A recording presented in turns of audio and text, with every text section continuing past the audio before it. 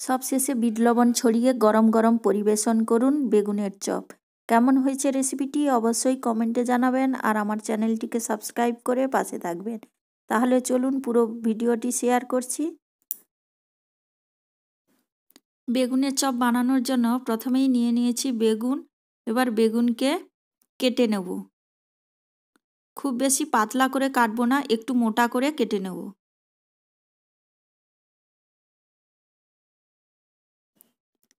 এবার টুকরো করা বেগুনের মাঝ বরাবর এইভাবে একটা ছুরির সাহায্যে কেটে নেব। পুরোটা কাটবো না, কিছুটা অংশ লেগে থাকবে। একইভাবে প্রত্যেকটাকে কেটে নেব।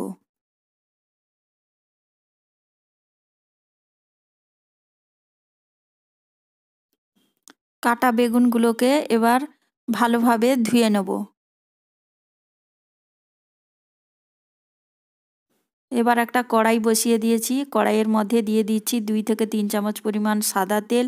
এবার এই তেল গরম হয়ে গেছে, এর মধ্যে দিয়ে দিচ্ছি পেঁয়াজের টুকরোগুলো। একটা বোল নিয়ে নিয়েছি, তার মধ্যে দিয়ে দিচ্ছি 3 চামচ পরিমাণ বেসন আর দিয়ে দেব 2 চামচ পরিমাণ চালের গুঁড়ো। দিয়ে দিচ্ছি রসুন পেস্ট, আদা পেস্ট হাফ চামচ পরিমাণ,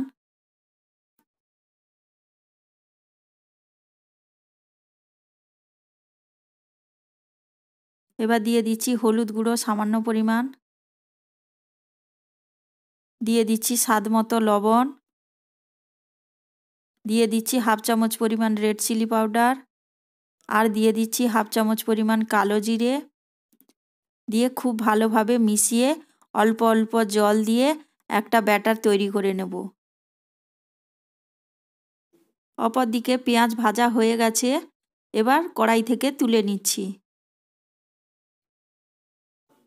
এবার ভাজা পেঁয়াজের মধ্যে দিয়ে দিচ্ছি একটা সেদ্ধ আলু। এবার দিয়ে দিচ্ছি 2-3টে কাঁচা লঙ্কা কুচি, দিয়ে দিচ্ছি স্বাদ মতো লবণ, দিয়ে দিচ্ছি হাফ চামচ জিরে গুঁড়ো, ধনে গুঁড়ো আর দিয়ে দিচ্ছি সামান্য সর্ষের তেল। দিয়ে হাত দিয়ে এইভাবে মাখিয়ে নেব। এখানে আপনারা চাইলে আমচুর পাউডার, গরম মশলা গুঁড়োও অ্যাড করতে পারেন। এবার টুকরো করা বেগুন নিয়ে নিয়েছি, আলুর পুরকে ওই টুকরো করা বেগুনের মাঝ বরাবর এইভাবে হাত দিয়ে প্রেস করে পুরে দেব। প্রত্যেকবারের মতো আবারও বলছি, আমার রেসিপিগুলো ভালো লেগে থাকলে অবশ্যই আমার চ্যানেলটিকে সাবস্ক্রাইব করবেন। আর বন্ধুরা, আমার রেসিপিগুলো কেমন হচ্ছে কমেন্টে জানাবেন আর অবশ্যই কিন্তু একটা লাইক দেবেন। একইভাবে প্রত্যেকটাকে গড়ে নেব।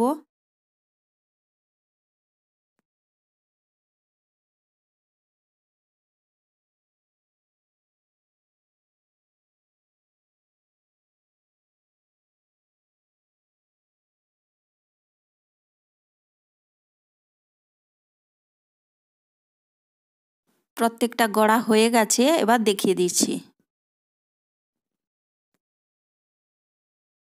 তেল গরম করতে বসিয়ে দিয়েছি। এখানে বলে দিই, ব্যাটার কিন্তু খুব বেশি পাতলা করা একেবারেই চলবে না। এমনভাবে ব্যাটার বানাতে হবে যেন বেগুনের গায়ে লেগে থাকে। তেল ভালোভাবে গরম হয়ে গেছে, এবার বেগুনের টুকরোগুলোকে দিয়ে দিচ্ছি। এই সময় গ্যাস একেবারেই লোতে করে দেব। গ্যাস হাইতে রাখলে এখানে বেগুনের উপরের অংশটা লাল হয়ে যাবে, কিন্তু ভেতর থেকে বেগুন কাঁচা থেকে যাবে। সেই কারণে গ্যাস একেবারেই লোতে করে দেব, দিয়ে ভেজে নেব। ভাজা হয়ে গেছে, এবার এক একটা তুলে নেব।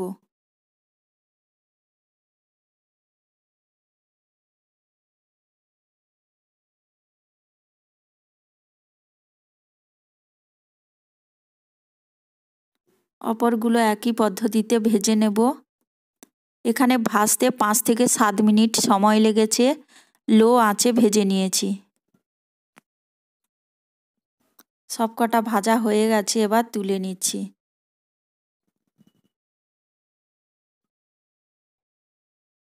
চা কফির সঙ্গে কিংবা গরম গরম ভাতের সঙ্গে বেগুনের এই চপটি অবশ্যই অনবদ্য।